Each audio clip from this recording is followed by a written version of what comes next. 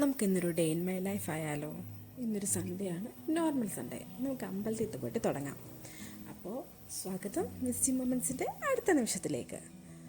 അമ്പലത്തിൽ പോകണമെന്ന് എല്ലാ ദിവസവും ആഗ്രഹിക്കുന്നു, പക്ഷെ ഇത് വല്ലപ്പോഴും മാത്രം നടക്കുന്നൊരു സംഗതിയാണ്.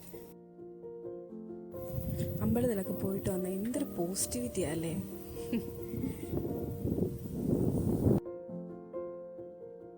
അപ്പം നടന്ന സ്ഥിതിക്ക് നമുക്ക് ആ പോസിറ്റിവിറ്റിയിലങ്ങ് തുടങ്ങാം.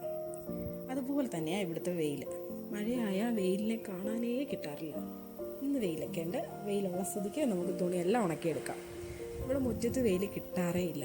മുറ്റത്ത് നല്ല തണലാണ് എപ്പോഴും. അതുപോലെ തന്നെ വെയിൽ കിട്ടാത്തത് കൊണ്ട് പായലും.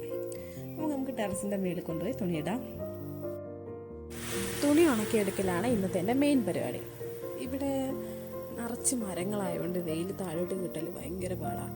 ഇവിടെ ഏലത്തിന് വെയിലിനേക്കാൾ കൂടുതൽ വേണ്ടത് തണുപ്പും തണലും ഒക്കെയാണ്. ഇപ്പോൾ ഒന്ന് കണ്ടോ, ഇതാണ് എൻ്റെ കുഞ്ഞുമണി. കുഞ്ഞുമണി എന്ന് കേൾക്കുമ്പോൾ നിങ്ങൾ വിചാരിക്കും ഇവനൊരു പെണ്ണാണ്. ഇവനൊരു പെണ്ണല്ല ഗൈസ്, ഇവനൊരാണാണ്. പേരൊക്കെ ഇട്ട് ഇച്ചിരി വലുതായതിനു ശേഷം ഇവനാണാന്ന് മനസ്സിലായത്. അപ്പോൾ പേര് മാറ്റാൻ പറ്റുമോ? ഞാൻ വീട്ടിലുണ്ടെങ്കിൽ ഇവൻ്റെ എപ്പോഴും ഇതുപോലെ എൻ്റെ കൂടെ കാണും. നമുക്കിന്ന് പാഷൻ ഫ്രൂട്ട് ജ്യൂസ് ഉണ്ടാക്കാം. അമ്പലത്തിൽ പോയപ്പോൾ കിട്ടിയതാണ്. പാഷൻ ഫ്രൂട്ട് കട്ട് ചെയ്ത് അതിൻ്റെ ഉള്ളിലെ പൾപ്പെടുത്ത് മിക്സിയുടെ ജാറിലിട്ട് കുരു അരയാതെ എടുക്കണം. പഞ്ചസാര പാനി ഉണ്ടാക്കി ഐസ് ക്യൂബ് ഇട്ട് മിക്സ് ചെയ്ത് കുടിക്കണം. അടിപൊളിയായി ഗൈസ്, നിങ്ങളും ട്രൈ ചെയ്ത് നോക്കണേ. ഇവിടെ ഉച്ചയായപ്പോൾ മഴ പെയ്തു, എൻ്റെ തുണിയൊക്കെ പെറുക്കിയെടുത്തു. പിന്നെ നമുക്ക് ഇന്നൊരു മീൻകറി ഉണ്ടാക്കാം. മീൻകറി ഉണ്ടാക്കാൻ ഞാൻ നിങ്ങളെ പഠിപ്പിക്കേണ്ട ആവശ്യമില്ല, എല്ലാവർക്കും അറിയാം.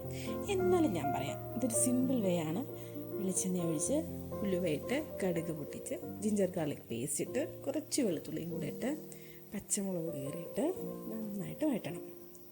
എന്നിട്ട് മുളക് പൊടി, മഞ്ഞൾപ്പൊടി, മല്ലിപ്പൊടി നന്നായിട്ട് മൂപ്പിച്ച് കരിഞ്ഞു പോകാതെ മൂപ്പിച്ച് വെള്ളം ഒഴിച്ച് തിളപ്പിക്കുന്നതിൻ്റെ കൂട്ടത്തിൽ പുളി ഇടണം. പുളി ഇട്ട് തിളപ്പിക്കണം. ഉപ്പിടാൻ മറക്കല്ല്. എനിക്ക് ഉപ്പിടാൻ ഭയങ്കര പാടാണ്. ഒന്നീ കൂടിപ്പോൾ അല്ലെ ഉപ്പ് കാണത്തേ ഇല്ല. അങ്ങനെ ഉപ്പ് ഇട്ട് തിളച്ചതിന് ശേഷം കഷ്ണങ്ങളിട്ട് തിളപ്പിച്ചെടുക്കണം. അപ്പം മീൻ കറി റെഡി. മീനുണ്ടെങ്കിൽ എന്ത് എളുപ്പമെന്നൊരു കറിയാവും അല്ലേ. മീൻ കറി വയ്ക്കാം, മീൻ വറക്കാം. പക്ഷെ ഇവിടെ എപ്പോഴും അങ്ങനെ മീൻ കിട്ടാറില്ല. ഒന്ന് ചന്തയിൽ പോയി മേടിക്കണം. അല്ലെങ്കിൽ ചന്ത ഇവിടെ ഞായറാഴ്ച ദിവസം മാത്രമേ ഉള്ളൂ. അല്ലെങ്കിൽ എന്താ, വഴി പോകണം. രാവിലെ എണീക്കുന്നതേ പാടുപെട്ട, പിന്നല്ലേ വഴി പോകുന്നത്. എനിക്ക് ഉപ്പിടാൻ ഭയങ്കര പാടാണ്. ഞാൻ ആദ്യം ഇച്ചിരി ഉപ്പിട്ട്, പിന്നെ ടേസ്റ്റ് ചെയ്ത്, വീണ്ടും ഉപ്പിട്ട്, വീണ്ടും ടേസ്റ്റ് ചെയ്ത്, അങ്ങനെയാണ് ഉപ്പിടുന്നത്. ഇത്രയും കാലമായിട്ട് എനിക്ക് മീൻകറി കറക്റ്റ് കണക്ക് കിട്ടിയിട്ടേ ഇല്ല.